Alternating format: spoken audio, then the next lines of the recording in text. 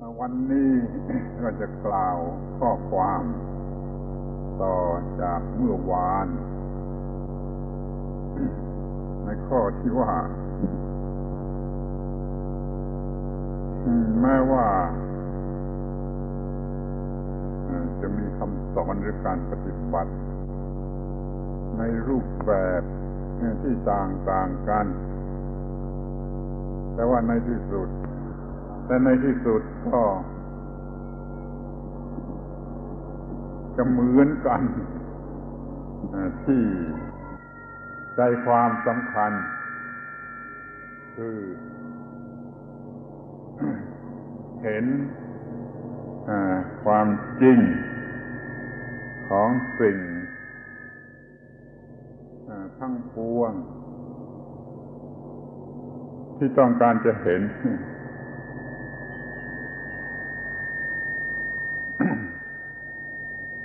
จะต่างกันในส่วนเปลือกนอกหรือเริ่มต้นในตอนที่ว่าจะทำจิตให้เป็นสมาธินี่มักจะมีได้หลายแบบเช่นว่าจะพิจารณาอาจจะบริกรรมว่าพุทโธพุทโธก็มีอรหังอรหังก็มีหรือจะกำหนดลมหายใจเข้าออกก็มีข้อนี้อาจจะต่างกันแล้วก็มักจะยึดถือว่าสำคัญอยู่ที่ตรงนั้นที่จริงมันเป็นเพียงให้มีอะไรสำหรับให้จิตกำหนดที่เดียวเพื่อเป็นสมาธิเท่านั้นถ้าท่านชอบ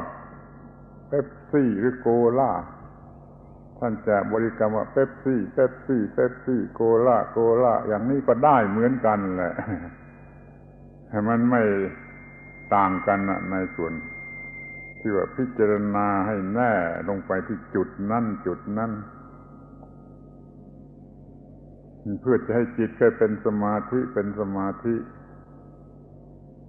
รวมความว่าทุกแบบตั้งต้นต่างกันแต่ไปเป็นสมาธิเหมือนกันพร้อมที่จะเห็นความจริงนี่คือข้อที่ว่าแม้แบบมันจะต่างกันวิธี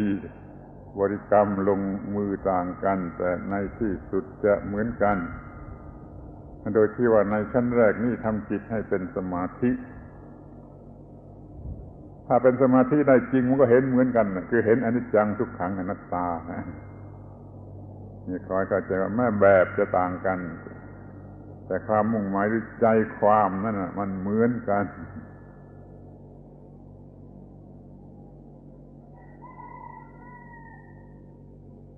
Today we'd like to continue from where we left off yesterday. We'd like to further discuss this point of there being many, many different forms and techniques which are all called Buddhism. As we mentioned yesterday, at the heart of all of these different forms, there is the basic essential Buddhism, which is seeing things as they really are, seeing those things that we need to see. This is the essential core or heart of Buddhism. And we discussed how all the many different forms of Buddhism that have occurred in different cultures and countries have led to quite a few superficial differences. But nonetheless, the essence is the same. There are all these different external or surface differences. For example, generally the technique for calming the mind and clearing the mind, these may be quite different in the different systems or schools. For example, Some people, in order to calm down the mind and concentrate the mind, will repeat a few syllables to themselves regularly, such as Buddho, Buddho, Buddho, or Arahan, Arahan, Arahan, which means enlightened being. Other systems, we work with the breath, and by establishing mindfulness upon the breath,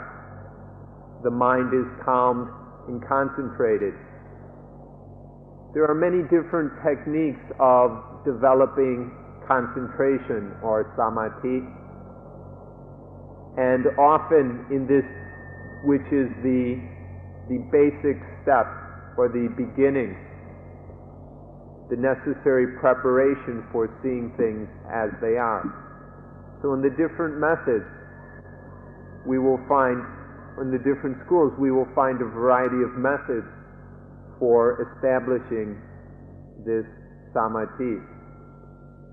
But once again, it all comes down to the same thing in preparing the mind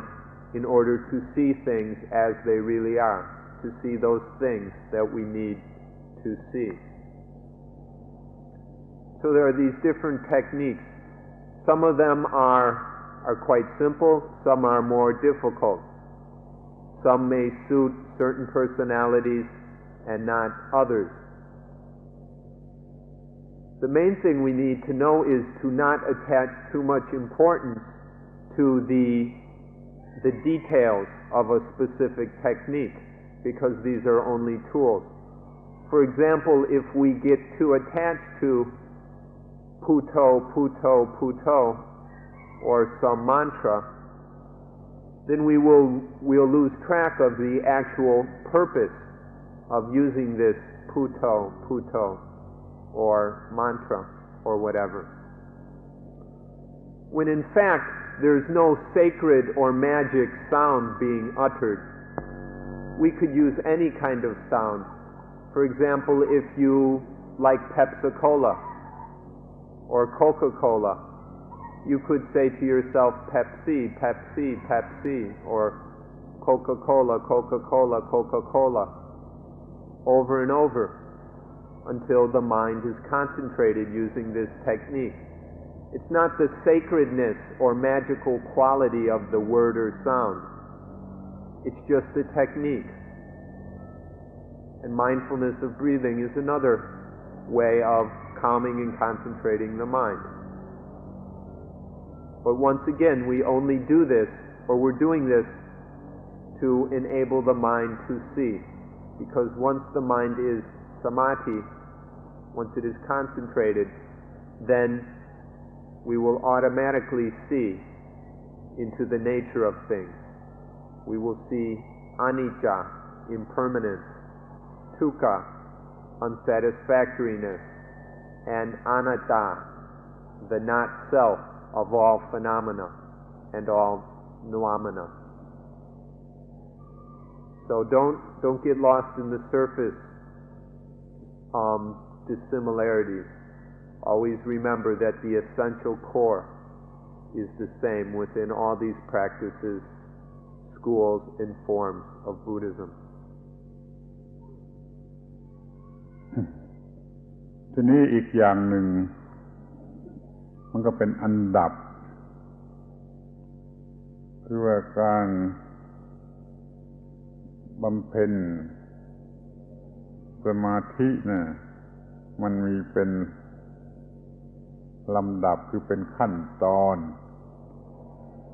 กรรมฐานบางอย่างเป็นเพียงขั้นตอนแรกเพื่อเตรียมจิตให้พร้อมหรือเตรียมความเป็นอยู่ให้พร้อมโดยเฉพาะอย่างยิ่งกรรมฐานที่เรียกว่าพรหมวิหารเมตตากรุณามุทิตาอุเบกขานี่เป็นกรรมฐานระดับหนึ่งเพื่อเตรียมพร้อมให้จิตใจสบาย หรือว่าพร้อมที่จะเป็นสมาธิง่ายเป็นสมาธิได้บ้างแต่ไม่ถึงที่สุดฉะนั้นพรหมวิหารนี่เราก็มีปฏิบัติอยู่เพื่อให้จิตใจนี่สบายจิตใจไม่มีความกลัวจิตใจพร้อมที่จะเลื่อนขึ้นไปเป็นสมาธิแต่ยังไม่ถึงขั้นสมาธิกรรมฐานอย่างนี้ระเบียบกรรมฐานอย่างนี้ก็มีอยู่พวกหนึ่งระดับหนึ่งยังไม่ถึงขนาดแม้จะเป็นสมาธิสูงสุดก็ยังไม่ได้แม้จะเป็นวิปัสสนาเห็นแจ้งทุกขังอนิจจังทุกขังอนัตตาก็ยังไม่ได้มันก็ต่างกันอยู่อย่างนี้แต่มันก็ไม่ได้หมายความว่าถึงอีกแบบหนึ่งที่เต็มที่หรือสำเร็จประโยชน์อยู่ในตัวเมื่อท่านพอใจที่จะมีกรรมฐานแบบนี้ก็มีได้แต่พึงรู้ว่ามันเป็นเพียงขั้นตอนหรือตอนแรกหรือเป็นพื้นฐานแต่มีอยู่ทั่วไปสำหรับจะเจริญกรรมฐานแบบที่สูงขึ้นไปที่เราต้องการจริง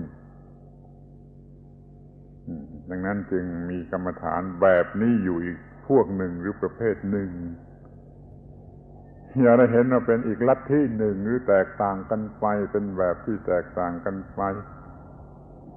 จะทำสมาธิแบบไหนก็ได้ก็มีเจริญพรหมวิหารอยู่เป็นพื้นฐานแล้วก็มีจิตใจเหมาะที่จะเจริญสมาธิแบบนั้นหรือวิปัสสนาแบบนั้นอันนี้สรุปความว่ามันยังมีวิธีปฏิบัติทั่วไปที่เป็นพื้นฐานไม่ถือเป็นอีกแบบหนึ่งซึ่งต่างออกไปเป็นอีกอย่างหนึ่งก็ไม่ใช่มันเป็นพื้นฐานของอย่างที่เราจะทำให้ดีทำให้จริงนี่ก็ควรจะทราบไว้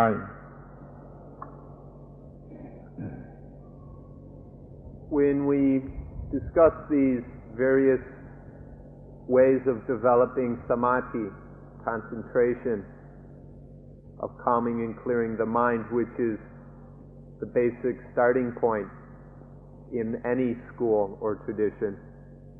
we also need to point out that within these different ways of developing samadhi, there are also different levels on which this can be done. For example, there are some techniques for developing samadhi or a calm, clear mind that are basic techniques, but will not achieve a complete level of samadhi. This means that this technique is a good way to get started, or it may be a good way to get started, but it cannot develop the mind to a complete level of samadhi. So there are certain techniques which are beginning stages. For example, the 4 Brahma Viharas, or divine abodes, which you may have heard about: metta, friendliness; karuna, compassion; mudita, sympathetic joy; and upekkha, equanimity. These 4 divine abodes are one very useful way of developing a basic level of samadhi. We can use these to calm the mind and quiet the mind and make the mind at ease. This can be very useful when the mind is agitated, and it's very useful for freeing the mind from fear. The so-called meditations on metta and on friendliness or loving kindness, these can be very good on freeing the mind from fear. However, this way of developing concentration will only go part way. It will not develop a full degree of concentration. This doesn't mean that these are not Buddhism. or that they're not useful techniques. We just need to realize that there are certain objects of meditation which will work with only a certain range or aspect of mental development, such as these 4 Brahma Viharas, the divine abodes, which are useful as a preliminary stage for developing a basic foundation for the mind's further development. But that's as far as some techniques will go. And then we need to use another meditation object after that in order to develop the mind further. Nonetheless, these are all Buddhist meditation. These are all useful in developing the mind to the realization of things as they really are. Certain things won't, like, for example, once again, these Brahma Viharas, they are useful for the beginning steps of samadhi. They are, however, not useful for insight. There will be no insight occurring during, say, a meditation on metta.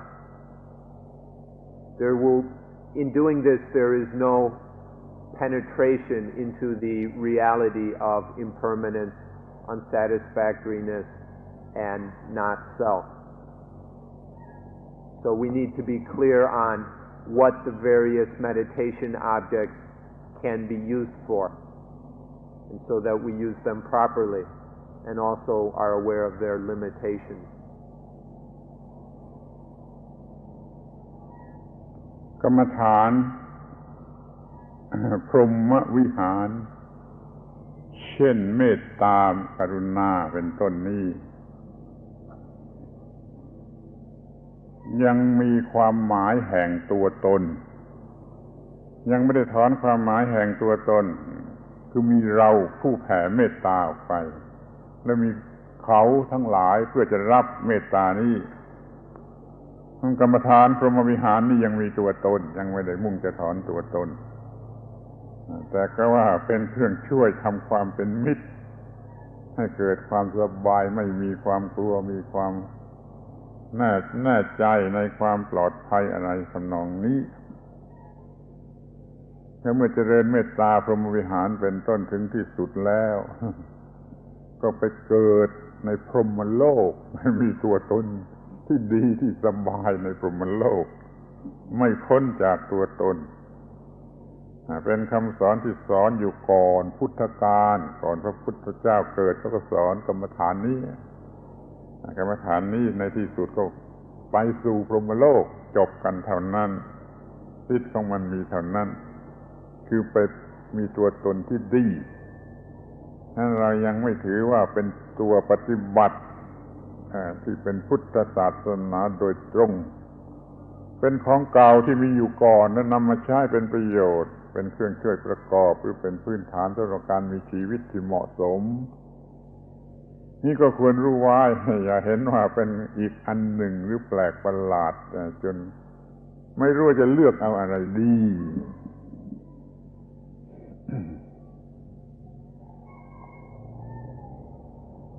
These meditations on the divine abodes, metta and karuna, for example, we need to be aware that in these kind of so-called meditations or reflections or contemplations, that there is still an idea of an I or a self that is sharing or spreading metta, friendliness, towards other selves, other beings, other entities. The same with karuna, compassion. In these kind of meditations, we are still very much caught up in the sense of self and other. And so this is one of the limitations of these kind of meditation objects. This these meditations on the divine abodes is something that was taught way before the Buddha's time, and then they have been absorbed into the Buddhist tradition because they are quite useful. These are called the divine abodes or the Brahma abodes because in practicing them they will take one to the Brahma world or the Brahma realm. The Brahma realm is a state in which the mind is no longer caught up in coarse material existence, where the mind is no longer chasing after sensual pleasures. In the Brahma world, the mind has transcended this, and it is a state that is much more refined. And so through practicing the divine abodes, Metta, Karuna, Mudita, and Upekkha, then the mind can realize these Brahma worlds or Brahma realms. And so this has been taught for a long, long time, and it's very useful. It helps the mind to calm down. It makes the mind peaceful. The mind is in a state like this is not afraid. It also develops a kind of friendliness, a sense of sharing with other beings, which is useful in lessening selfishness. But nonetheless, in spite of these benefits, it is still caught up in a self that is sharing this friendliness or love, and a self that goes to the Brahma world. And so this is limited in its ability to free the mind of all attachment to self. Nonetheless, it's useful and valuable, but it should not be mistaken as the ultimate goal, the final goal, or the essence of Buddhism. It's useful, and it contributes, and we should understand it in that way.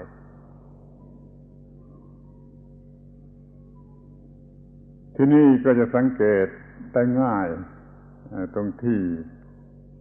ความมุ่งหมายสุดท้ายหรือ final goal ก่อนพระพุทธเจ้าเกิดในอินเดียการทำกรรมฐานทำสมาธิภาวนาก็ว่ามีพรหมโลกเป็นที่ไปในเบื้องหน้าเป็นที่ไปในเบื้องหน้า final goal ก็จะพูดว่ามีพรหมโลกเป็นที่ไปในเบื้องหน้าจะปฏิบัติสำนักไหนอาจารย์ไหนครูบาอาจารย์ไหนก็ล้วนแต่มีพรหมโลกเป็นที่ไปในเบื้องหน้า จนพุทธศาสนาเกิดขึ้นสอนตามแบบนี้แล้วก็เปลี่ยนไฟนั่งกูว่ามีนิพพานเป็นที่ถึงในเบื้องหน้าแทนที่จะพูดว่ามีพรหมโลกเป็นที่ไปในเบื้องหน้าก็พูดสมัยว่ามีนิพพานเป็นที่ไปในเบื้องหน้านี่เราอาจจะแยกกันได้เลยว่าอย่างไหนเป็นพุทธศาสนาอย่างไหนไม่เป็นพุทธศาสนาที่ไม่ใช่พุทธศาสนาเขามุ่งหมายที่จะไปมีตัวตนอยู่ในพรหมโลกutmost good อัตตา utmost good อัตตาเป็นที่ไปในเบื้องหน้าของพวกนั้นแต่เดี๋ยวนี้ก็เรียกว่า extinction of อัตตาสิ้นสุดแห่งอัตตาเป็นนิพพานมีนิพพานเป็นที่ไปในเบื้องหน้า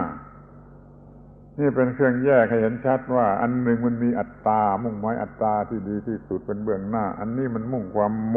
มดสิ้นอัตตาเพื่อที่จะ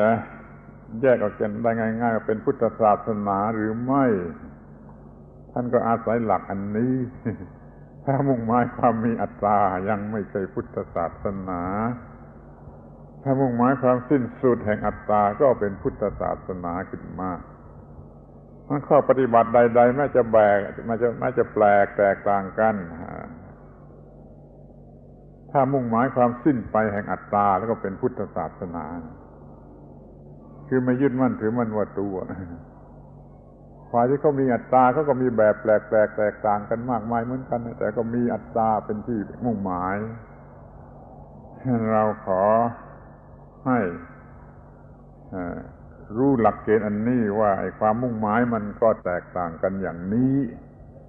ถ้าเป็นพุทธแท้ก็จะล้วนแต่มุ่งหมายความสิ้นไปแห่งอัตตาแบบจะต่างกันไม่เป็นไร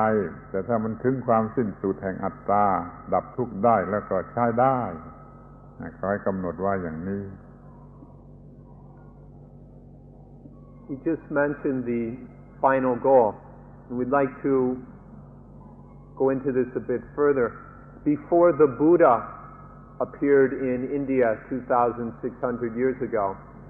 or thereabouts, the highest goal that people could conceive of was to go to the Brahma world, to these very lofty, wonderful heavens in some future existence. This was the conception of the final goal before the Buddha appeared.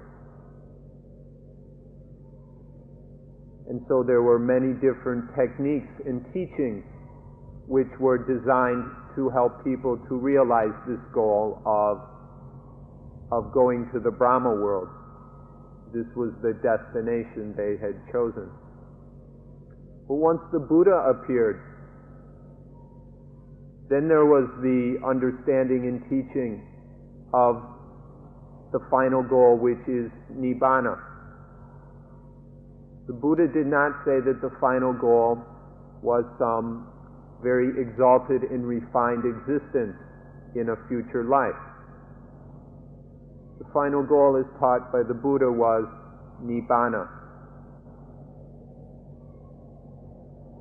And so there arose this distinction between a very highly refined and pure existence in the Brahma world or the destination that is Nibbana. And so we can use this as a way to discriminate what is a Buddhist teaching and what is not. In the conception of the Brahma world as the final goal, then there is always a self, some soul, Atman or Atta, which is developed, purified, until it becomes as good as it can be, until it becomes the best kind of self or soul there can be. And so there are techniques that are all aimed at developing this self or soul and purifying it so that it may reach the Brahma world. But in the Buddhist teaching, what we have is the goal of Nibbana, which is the end of the self. Before the Buddha, they were teaching the highest, purest self or soul. But then the Buddha was teaching that the highest development, the real, true final goal, is the extinction of self, the extinction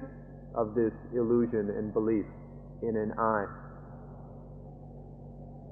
And so this is where we have a very clear distinction between different teachings and practices. Does it aim at a highly refined self, or does it aim at the end of the self, to the abandoning of all attachment to things as I or mine? If we understand this distinction, then we can use it to distinguish between the various spiritual practices we have going in the world these days, and see which are Buddhist and which are not. The Buddhist practices aim at the abandoning of the self, of transcending this self or soul.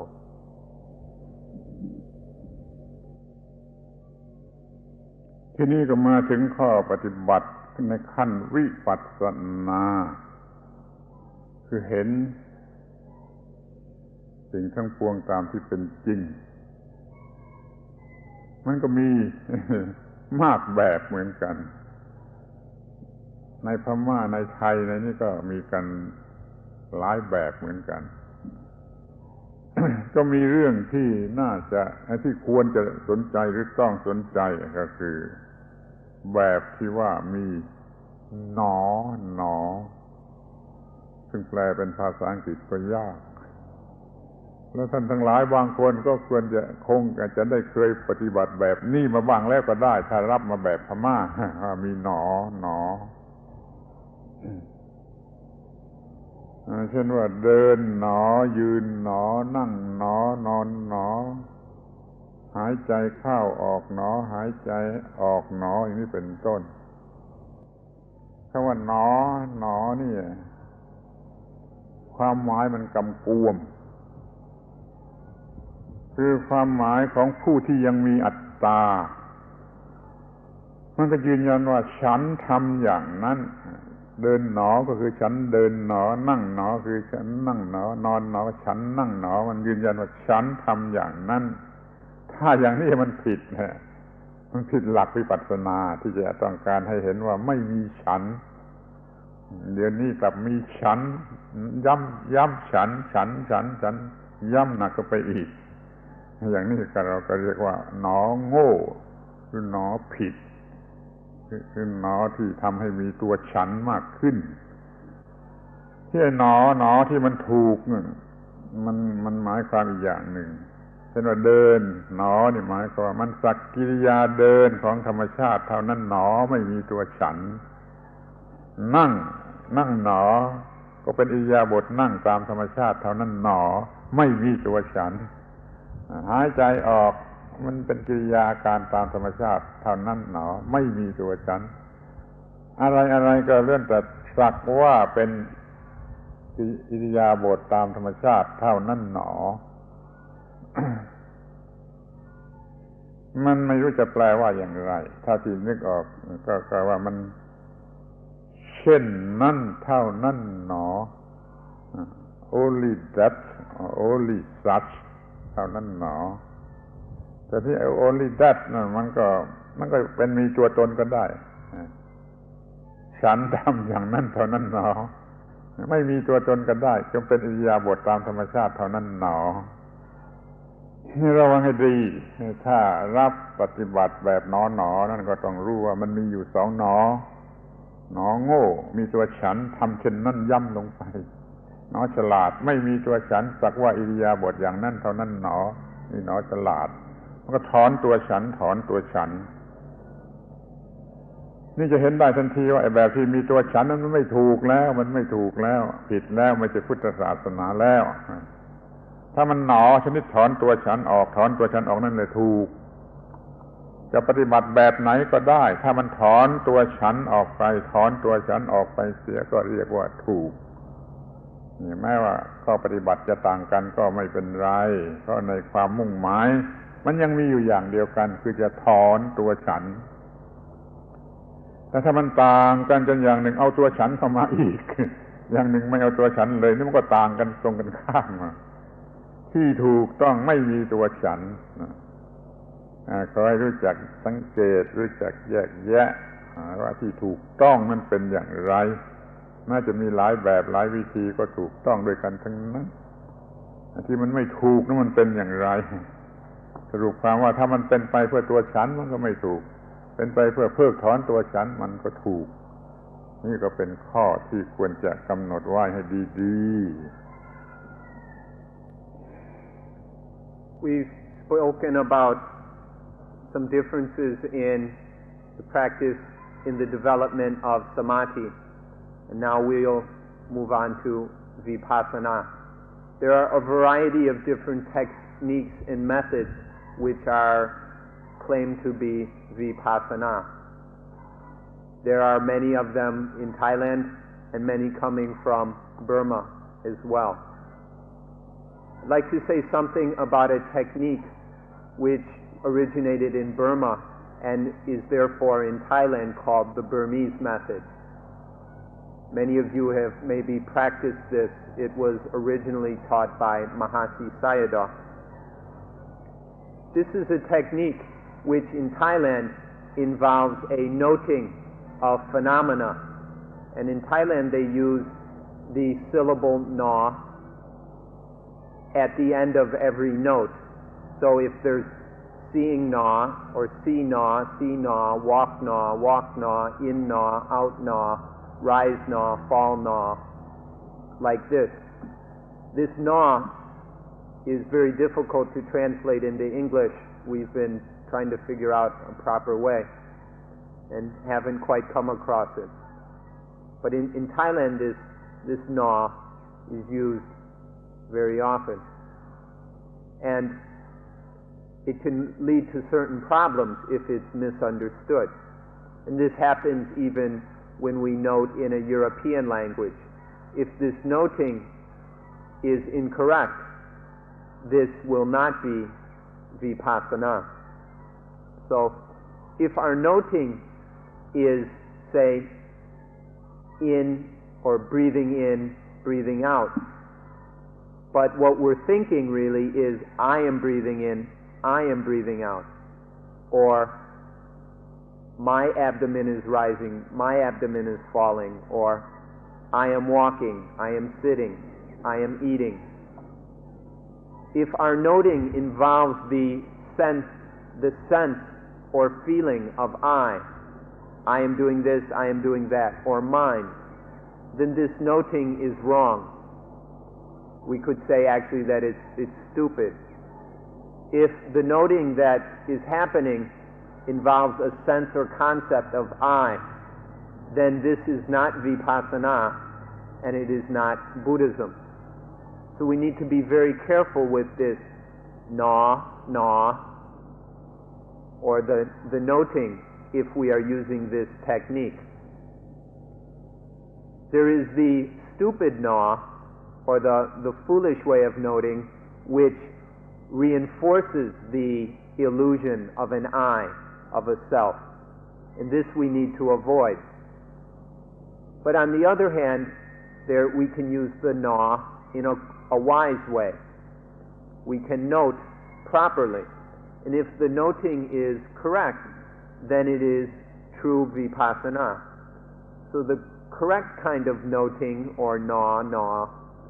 is to note there is breathing in, breathing out, rising, falling, lifting, placing, whatever the noting is, to note just the activity of breathing in, just this natural process, this natural activity, which is neither a self or belongs to any self. So the noting to be correct must be noting of just a pure natural activity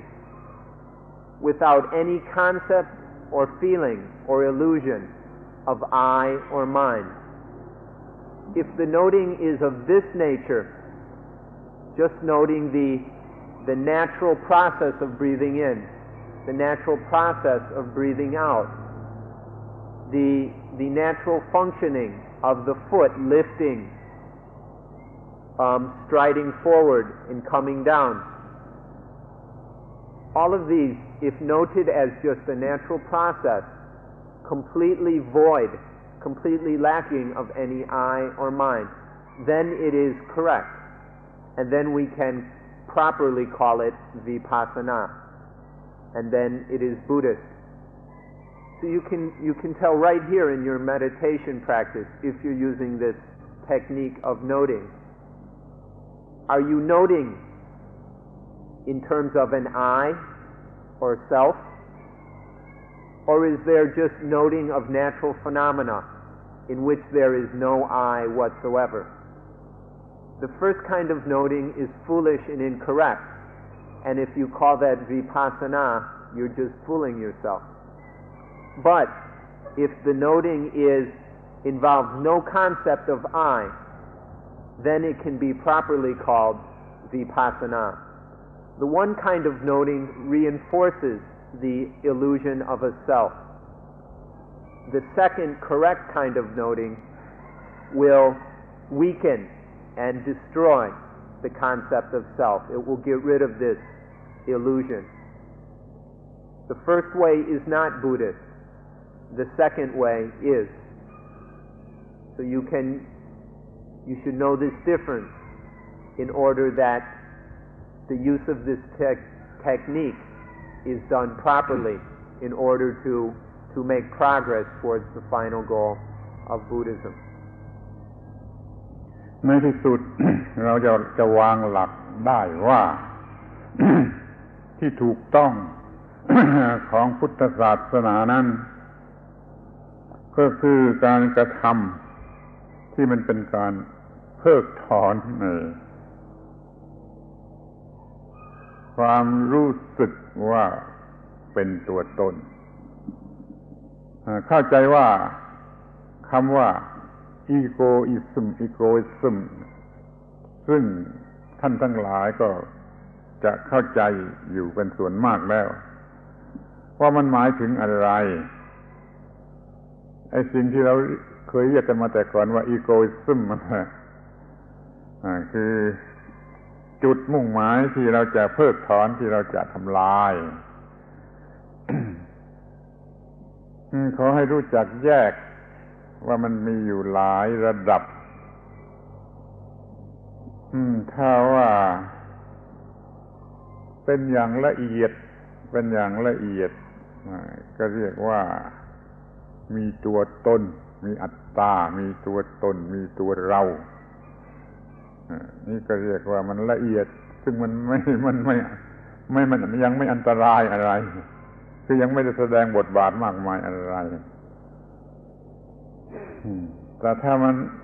หยาบขึ้นมาหน่อยมันก็เป็นตัวฉันหรือของฉันในภาษาไทยที่ถ้ามันหยาบกว่านั้นมันรุนแรงกว่านั้นถึงขนาดเป็นบ้าแล้วมันก็เรียกว่าตัวกู้ของกู้จะเรียกในภาษาอังกฤษว่าอย่างไรก็ไม่รู้แต่ว่ามันเป็นอีโกอิซึมนั่นเองที่มันเป็นอย่างธรรมดาไม่มีอะไรมากมายมันก็เป็นระดับหนึ่งพอมันเป็นตัวชั้นขึ้นมามันก็เข้มข้นขึ้นในระดับหนึ่งถ้ามันเดือดพล่านขึ้นมามันก็เป็นตัวกูของกูท่านศึกษาข้อนี้แหละให้ดีเถิดเพราะมันมีอยู่แก่คนทุกคนมันมีอยู่แล้วแก่คนทุกคนบางเวลาเป็นตัวเราเป็นของเราเป็นอัตตาเป็นอัตตนิยาไม่มีพิษอะไรนักแต่ก็มีโทษมีทุกข์ตามแบบนั้นระดับนั้นพอเป็นตัวฉันของฉันขึ้นมาแล้วมันค่อนข้างจะเข้มข้นมันพร้อมที่จะต่อสู้พอมันเป็นตัวกู้ของกู้ขึ้นมาแล้วมันก็กัดกันแล้วนี่สังเกตข้อนี้ว่ามันเป็นสิ่งที่จะต้องกำจัดออกไปเสียมันจะง่ายขึ้นมากในการศึกษานั้นจะง่ายขึ้นมากถ้าท่านรู้จักไอ้ที่เรียกว่าอีโกอิซึมเนี่ยเป็นระดับกันอย่างนี้อย่างน้อยก็3ระดับคือมันละเอียดหน่อยแล้วมันกลางๆหน่อยแล้วมันหยาบคายมากหน่อย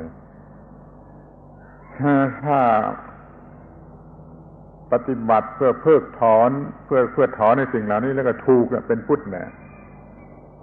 ถ้าถอนได้แล้ว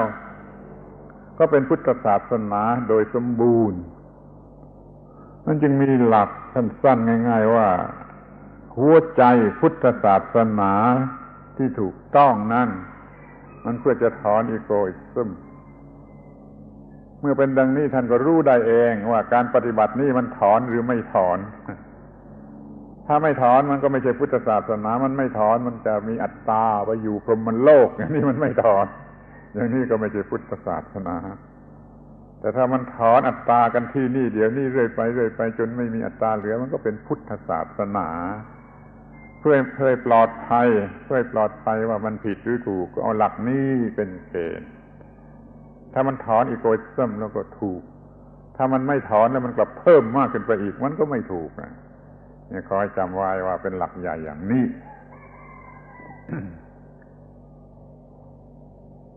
So we've been trying to make it clear that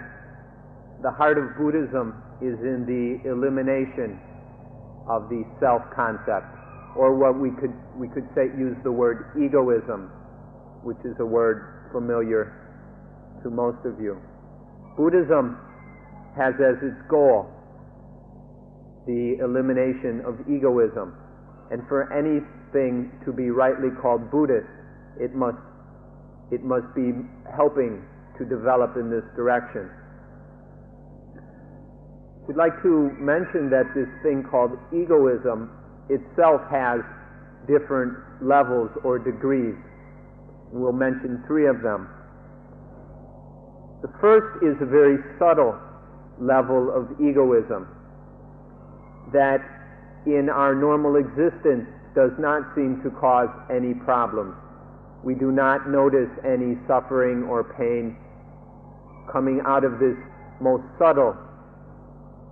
level of egoism, which is not really egoism as a full-blown concept in the mind, but is a tendency dormant within the mind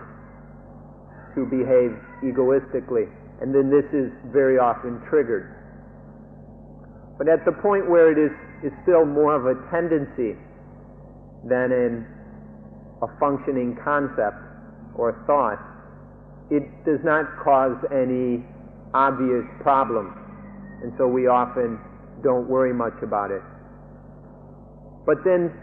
through interaction with life, or through the experience of life, there will come certain stimuli, and the egoism will grow or strengthen. And then we can talk about it, the second level or degree of egoism, which is where there is a feeling or sense of I, some self, some ego entity that we identify with in the body, in the mind, or in some object. This begins to cause problems, but still the so-called normal human being functions with this concept of I quite regularly, and so people can get along normally with this concept of I. But this is the second level of egoism. Now, if this egoism is allowed to get completely out of control to the degree that it becomes almost a kind of insanity or a neurosis or even worse, this comes to the third degree of egoism. The Thai language is very nice in that they have a variety of pronouns for the first person. But in English we only have I.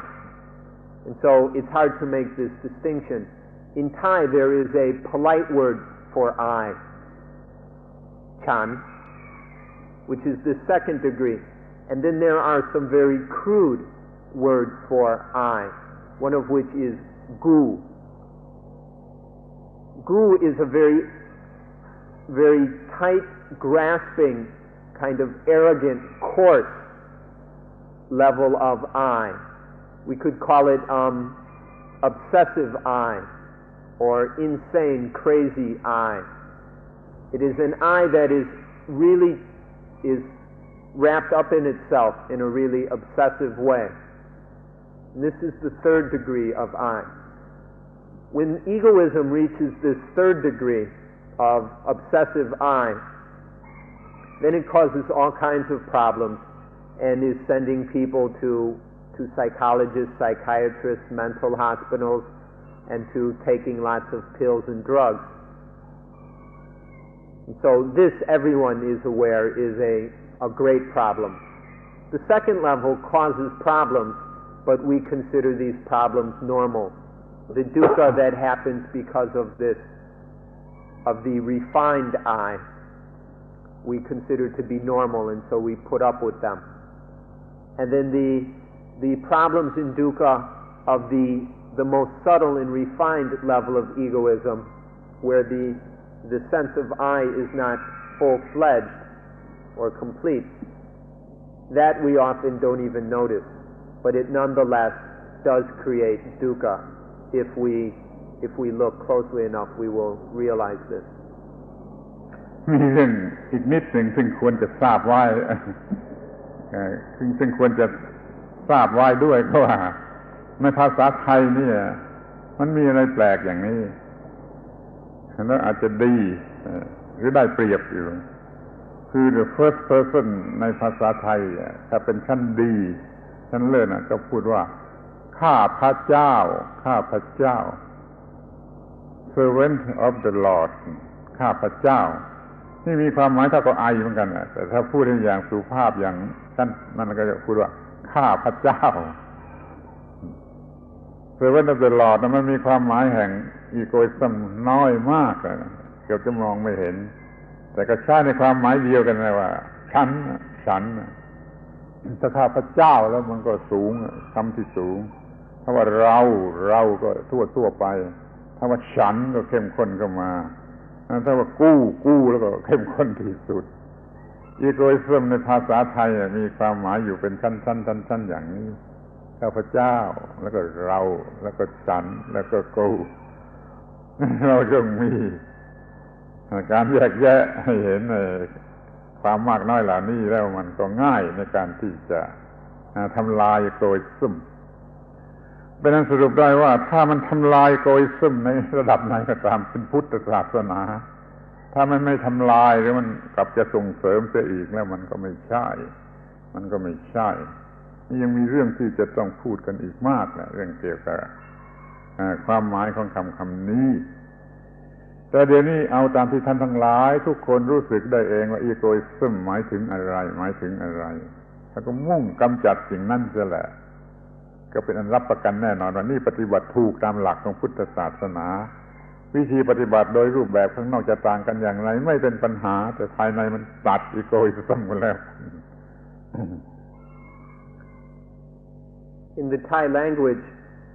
it's got some advantages over English. For example, there are many pronouns for the first person or for I, for me. The one that is most refined and polite is kapajao,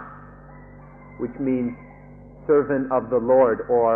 is equivalent to your servant, which used to be used in English but doesn't happen very often. This is a very subtle level of egoism, where one addresses oneself as the servant of the Lord. There is only a very small level of egoism. A more advanced degree of egoism would be the pronoun we. Sometimes we can use the word we instead of I. This is still, the egoism isn't very strong. But then when we use the word I, or in Thai chan, which is a refined, polite I, the egoism is strengthening. And then there is the really crude I of gu, which is really a quite coarse and crude word which doesn't sound very good to Thai ears. So in Thai we can express these levels of egoism much more easily than in English, though we can try to. So we're pointing out that these degrees of egoism, because the goal of Buddhism is to eliminate, to remove any level of egoism that exists. There are various things going on in the world which may be called Buddhism or go under some other name. And we need to see whether it is these practices and techniques and teachings will be useful in the removal of egoism. If something just supports and reinforces egoism, then it is not Buddhism. But anything that helps to lessen, weaken, remove and eliminate egoism. That is Buddhism. Now, at this point, you may not understand clearly these different levels of egoism which we have mentioned. But if you just now start with whatever understanding of egoism you have, just take the usual everyday definition of egoism and work to eliminate this. Get rid of this. It does no good. Quit cluttering up your life with this egoism. And then you will be practicing Buddhism correctly. But if you just develop and support this egoistic feeling in some way, then that is not Buddhism or meditation proper. ดังนั้นสิ่งที่เราจะต้องรู้จัก อย่างยิ่งและโดยเร็วโดยด่วนก็คือสิ่งที่เรียกว่าอีโก้นั่นเองอะไรคืออีโก้อะไรคืออีโก้ท่านบอกได้ไหมทั้งที่ตัวเองก็มีแล้วก็พอจะรู้จักว่ามันหมายถึงอะไรอีโก้ของฉันหมายถึงอะไรแต่แล้วมันก็ไม่ใช่ของจริงมันไม่ใช่ของจริงอีโก้ไม่ใช่ของจริงเป็นคอนเซ็ปต์ที่มันเกิดมาจากอวิชชาไม่มีตัวจริงของอีโก้จะเป็นคอนเซ็ปต์ที่มันเกิดขึ้นอย่างเต็มที่ด้วยอวิชชา ขอยกตัวอย่างที่เคยยกมาบ่อยๆว่าเด็กๆเขาเดินไปชนเก้าอี้แล้วเขาก็โกรธเก้าอี้เขาก็เตะเก้าอี้นี่เด็กๆมีลักษณะของอีโก้มาได้เองอย่างนี้โดยไม่ต้องมีใครสอนมันมาจากอินสติ้งแล้วมันก็เข้มข้นขึ้นมาเป็นอีโก้ของฝ่ายเราอีโก้ของเก้าอี้แล้วอีโก้ของฝ่ายเราก็เตะอีโก้ของฝ่ายเก้าอี้นี่รู้ว่าอีโก้เป็นของที่ไม่มีตัวจริงเป็นมายาที่สุดแต่แล้วมันกลับมีอิทธิพลมากที่สุดที่เป็นเหตุให้เราทำทุกอย่างค้นคว้าทุกอย่างต่อสู้ทุกอย่างบำรุงบำเรอปฏิบัติอะไรทุกอย่างกับสิ่งที่เรียกว่าอีโก้ถ้าจะพูดอย่างกำปั้นทุบดินไม่มีทางผิดก็ว่าเอาคนเราเอาตัวชีวิตนั่นแหละเป็นอีโก้เมาเป็นอีโก้โดยที่ไม่รู้ว่าชีวิตคืออะไรไม่รู้จักว่าชีวิตคืออะไรไม่รู้จักว่าอีโก้คืออะไรที่แท้จริงแต่ก็เราก็มีความหมายมันว่าชีวิตของเราหรืออีโก้ของเรานี่ดูความที่อีโก้เป็นของมายาอย่างนี้กันก่อน If we're going to remove this thing, egoism, then of course we have to take a look at the ego. What is the ego? You really know what this ego is that you are claiming to have or to own, which we have been taught to believe in. What is the ego? If you really examine it, you'll find that the ego is nothing but the result of not knowing, of misunderstanding, of ignorance. Because of not understanding things as they are, we come up with this concept, this belief in an ego, and we cling to this. But it's nothing but the result of ignorance. This means that the ego is really only an illusion. There is no true thing that we can call an ego. It is merely an illusion of the confused, ignorant mind. So this is what the ego is. And if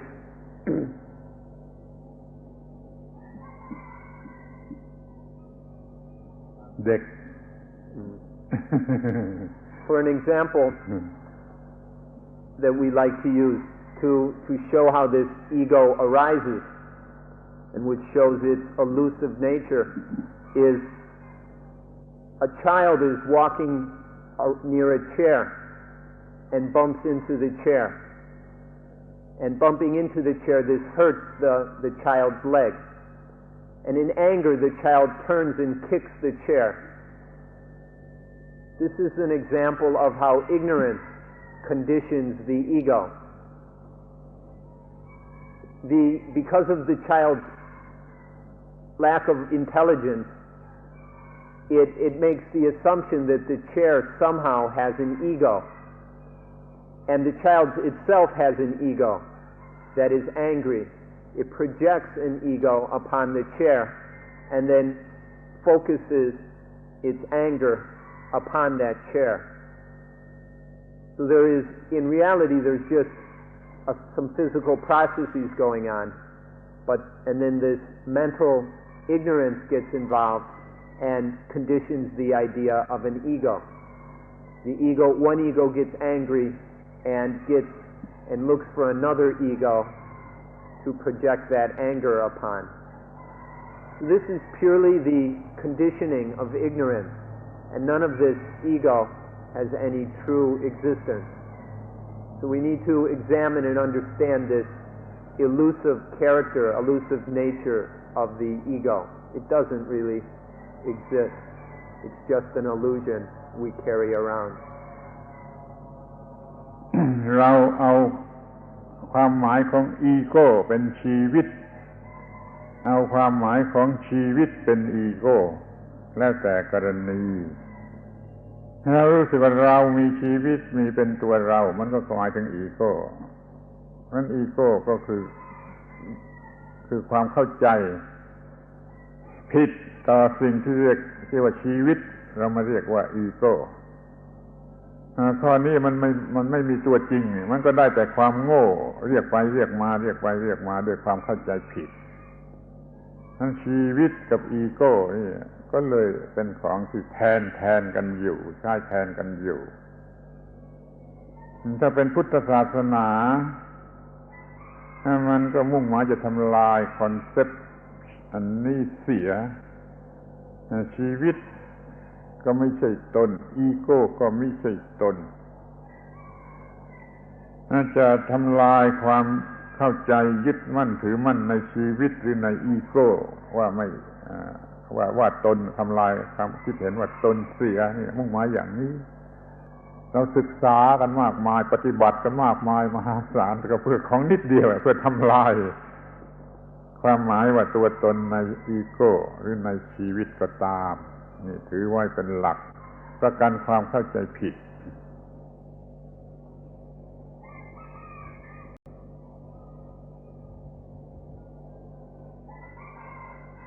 Many of us, this ego, we identify with life. We're all aware that there is life. There is life going on. And then we identify with that life itself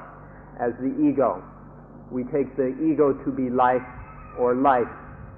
to be the ego. This is just an illusion. Although that life exists, it has no meaning that can be attributed to an ego. This life is impermanent. Life is just a natural process that is impermanent and unsatisfactory. And in this we can find nothing that we can call an ego, which we can attach to as ourselves. So through attaching to ego as life, or attaching to life, to clinging to life as ego, then we create many, many problems for ourselves. And these problems we call dukkha. So the goal of Buddhism is to remove any of this belief in an ego. There is life, but we no longer give any egoistic meaning to life. We don't cling to it. There's just life following its natural processes, but there's no longer any attachment to it as ego. This is the goal of Buddhism, to lessen, weaken, and remove and eventually eliminate this attachment to things as ego.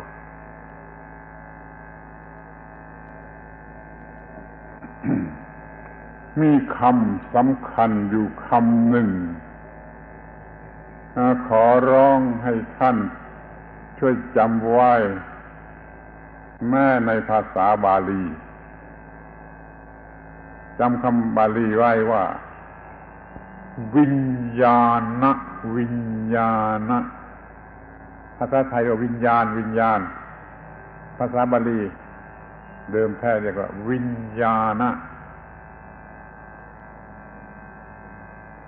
คำนี้ทำให้เกิดความ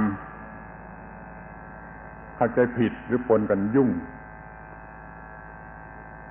ถ้าท่านเข้าใจว่าวิญญาณเป็นโซลเป็นโซลแปลวิญญาณว่าโซลแล้วก็ไม่ใช่พุทธ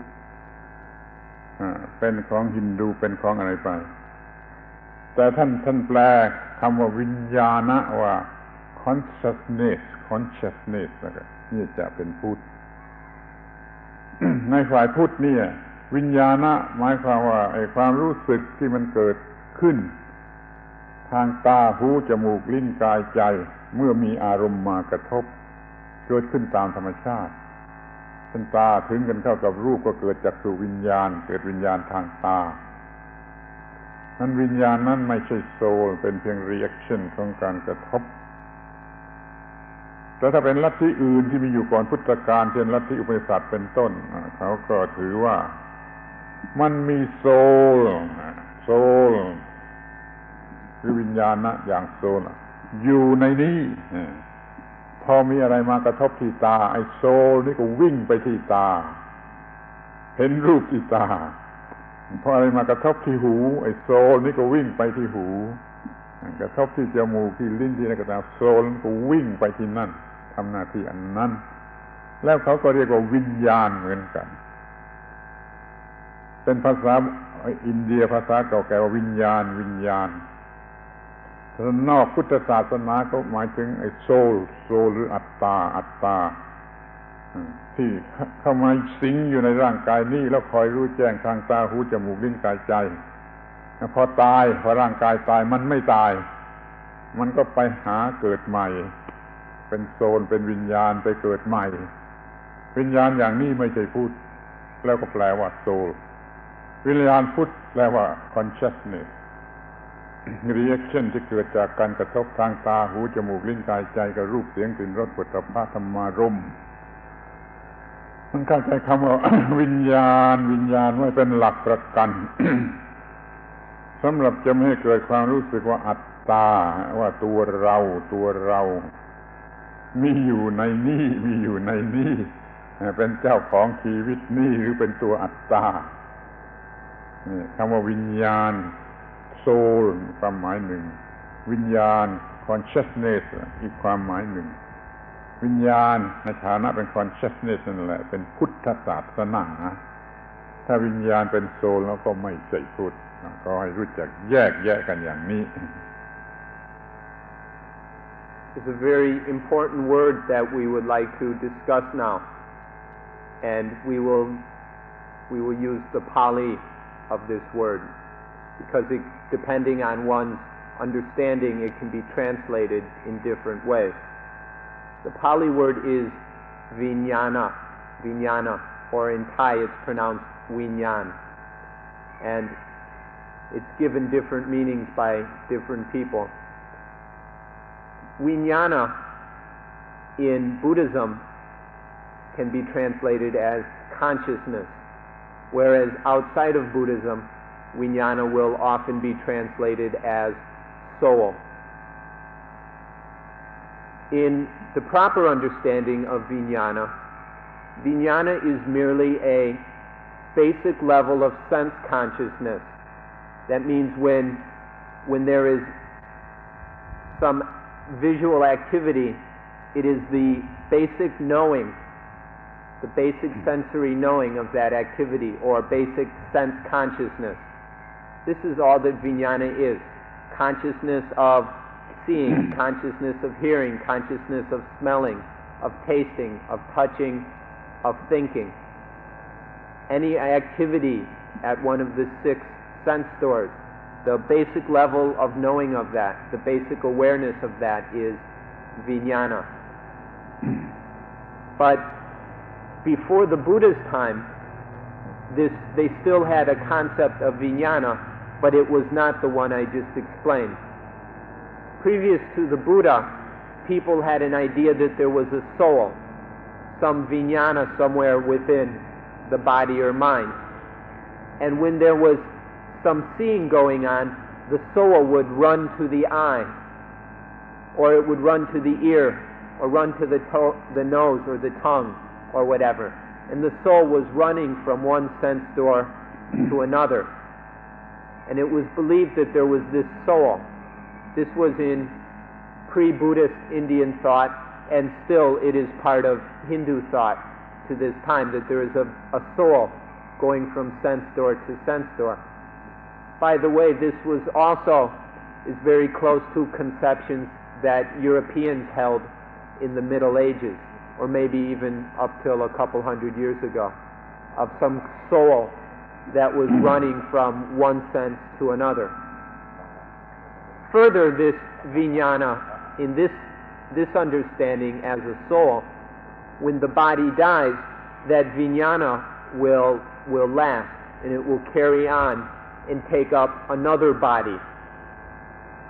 and then it will be bouncing around within that body, getting involved in the various sense activity. This understanding of vijnana in terms of a soul is not a Buddhist understanding. And so we want you to be very clear on this distinction between vijnana, that would be translated as soul, and vijnana, which we could translate as consciousness, just a natural process of awareness regarding the sense activity. So please understand this difference clearly. The latter is Buddhist.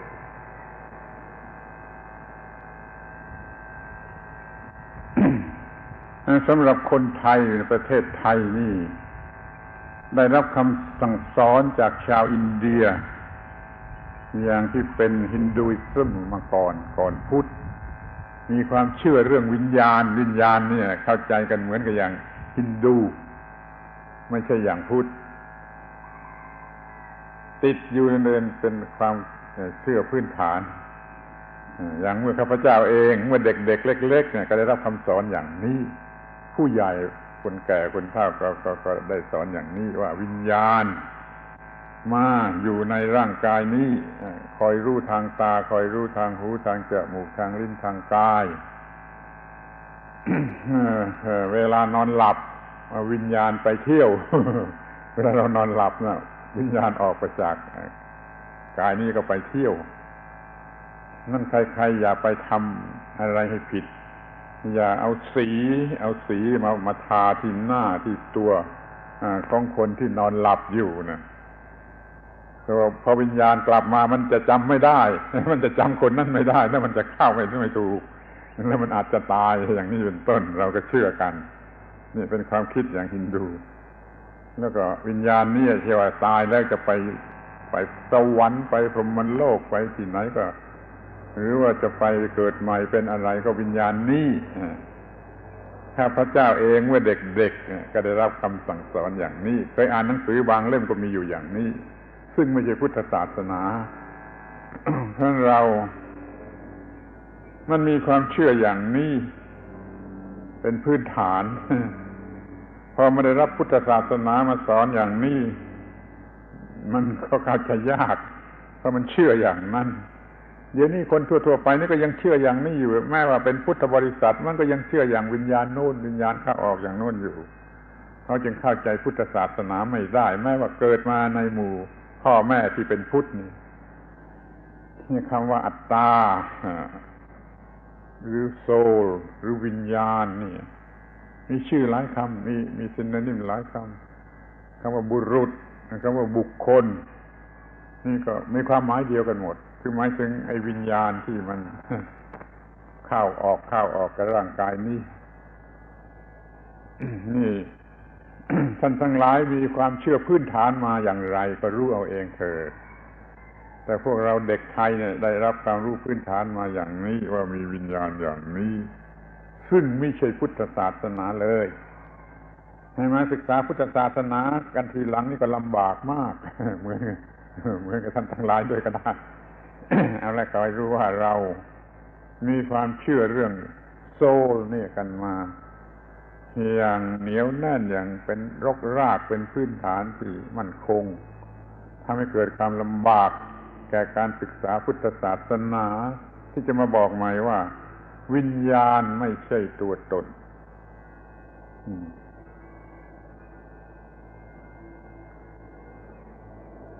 Before Thailand was a Buddhist country, it had already received a lot of religious teachings from India. And so Thailand received Hindu or Brahmanistic teachings from India before Buddhism came to this country. And so there is a mixture in many places, of old Hindu beliefs with Buddhist teachings. And, for example, many Thais believe in a vijnana or vinyan, which is a soul. I myself, when I was a small child growing up in Thailand, when I was a little boy, I was taught this as well. All the older people had learned this, and then they taught it to children. So as a young child growing up here, I was taught about a soul or vinyan.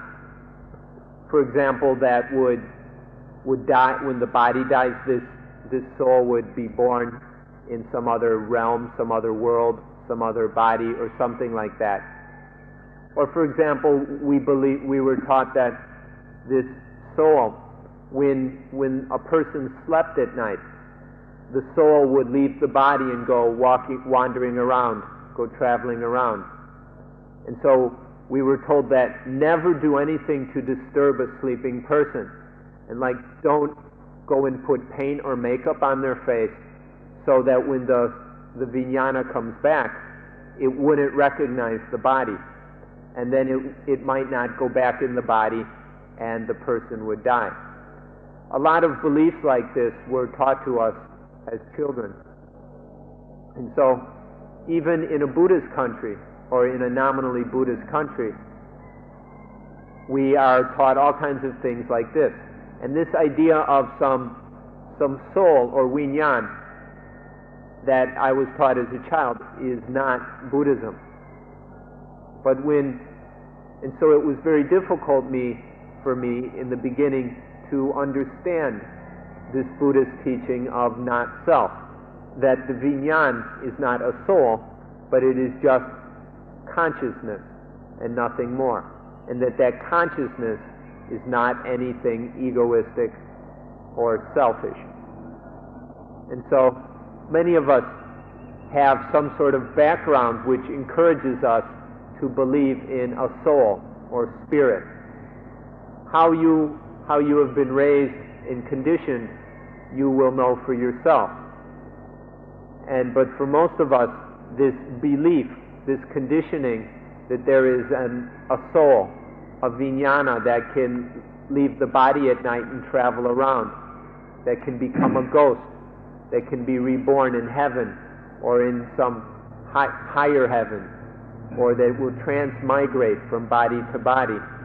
All these things are not Buddhism. But if we have been taught in this way, it can be very, very difficult for us to understand the teaching of not self. เราจะเห็นได้แล้วว่า ความหมายของอีโก้ มีความรู้สึกว่าอีโก้ที่ตรงไหนเราก็จะถือว่าเป็นชีวิตที่อันนั้นเอาอีโก้เป็นไล่เอาไล่เป็นอีโก้เดี๋ยวนี้จะมาศึกษากันใหม่ว่าทั้งไล่ทั้งอีโก้หรืออะไรทั้งสองอย่างพร้อมกันก็ได้ มันไม่ใช่เป็นอย่างนั้นมันไม่ใช่เป็นโซลเป็นpermanent soul ต แต่มันเป็นรีแอคชั่นของความคิดด้วยอวิชชาเราจึงต้องทำวิปัสสนามองให้เห็นความจริงข้อนี้ถอนความคิดว่าอัตตาอัตตาเสียได้ไม่มีอีโก้ไม่มีไลฟ์ที่เป็นอีโก้เราจะมีวิธีปฏิบัติอย่างไรเราไว้พูดกันโดยละเอียดเพราะมันยืดยาวเรามักจะเอาอะไรเป็นตัวชีวิตนี่ก็มียืดยาวบางทีเอานามรูปเป็นชีวิตบางทีเอาขันธ์ทั้ง5เป็นชีวิตบางทีเอาอายตนะทั้ง6เป็นชีวิตเราจะได้พูดกันในวันหลังว่าเอาสิ่งเหล่านี้เป็นชีวิตได้เพราะเหตุอะไรขอยุติว่าพุทธศาสนามุ่งหมายจะกำจัดความหมายแห่งอัตตาคืออีโก้ออกไปเสียให้ชีวิตปราศจากความหมายแห่งอัตตาก็เป็นชีวิตที่หลุดพ้นจิตหลุดพ้นไม่มีความทุกข์อีกต่อไปขอยุติการบรรยายในวันนี้ This word vijnana, which we can call soul, or the one understanding of vijnana, which can be soul, spirit, atman, atta, the I, the self, the ego. There are many, many words for this thing, but none of these are correct or are something that is true or real. Now, all of the Buddhist teachings are aimed at merely, or specifically, at the removal of all these thoughts, ideas, feelings, and beliefs in a soul, an I, an ego. This is what Buddhism is about. Anything that is encouraging the ego and egoism is not Buddhism. The techniques which we can use to remove and eliminate the ego and egoism are many. And there is much detail to go into about these different techniques, which we will not have time to do today, and we'll have to leave that for later. We'd just like to summarize with the fact that the ego, or any of these words, the soul, whichever you prefer, the ego is nothing but a reaction of the mind that is ignorant. It's just an ignorant reaction towards life. And because of this ignorance, there arises the concept or feeling of ego. But it is nothing more than this ignorant reaction. Life is taken to be the ego, or the ego is considered to be life. This has no reality whatsoever. Sometimes life we take as we call life. Other times we can understand life as the compound of body and mind. Other times we talk about life as the 5 khandhas, the 5 groups of body, feelings, perceptions, thought, and consciousness. Or sometimes we talk about life as the 6 sense fields, the 6 sense doors of eyes, ears, nose, tongue, body, and mind. Whatever way we approach life or we analyze life, if we do so clearly with genuine insight, we will see that there is no ego involved in life. Life is not ego. There's no ego within it or in any way related to life, no matter how we analyze it. So this is what Buddhism is about, to remove any thought or idea of ego, to remove this ignorant reaction to life. And then life becomes cool and light and pure. And this is the mind that has been liberated. Life has been liberated from the prison of life by the removal of this ignorant reaction toward life. Removing the ego is the essence of Buddhism. This is the liberation of life. So we will end today on this point.